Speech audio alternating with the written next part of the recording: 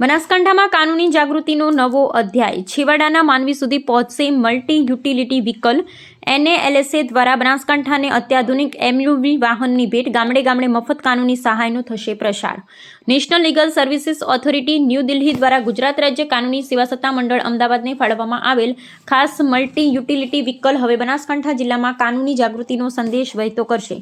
જિલ્લા કાનૂની સેવા સત્તા મંડળ બનાસકાંઠાને આ અત્યાધુનિક વાહન સુપ્રત કરવામાં આવ્યું છે, જેનો મુખ્ય ઉદ્દેશ્ય જનજાગૃતિના અભિયાનને વેગ આપવા અને કાનૂની પ્રવૃત્તિઓને છેવાડાના વિસ્તારો સુધી વિસ્તારવાનું છે.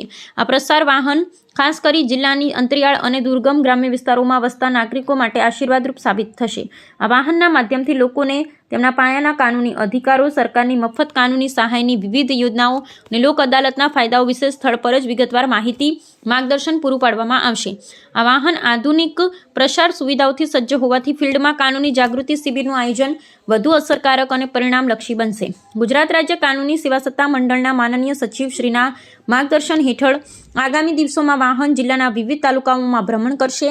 આ પહેલથી સામાન્ય જનતાને કાનૂની ગૂંચવણો ઉકેલવામાં મદદ મળશે અને ન્યાયિક પ્રક્રિયા અંગેની સાક્ષરતામાં વધારો થશે. આ સુવિધા ઉપલબ્ધ થવાથી હવે બનાસકાંઠાના નાગરિકોને ઘર આંગણે જ કાયદાકીય માર્ગદર્શન સરળતાથી મળી રહેશે, જે લોકશાહીના પાયાને વધુ મજબૂત બનાવશે, તેમ સચિવ શ્રી કાનૂની સેવા સત્તા મંડળ બનાસકાંઠા દ્વારા એક અખબારી યાદીમાં જણાવ્યું છે. રામજીભાઈ રાયગોર.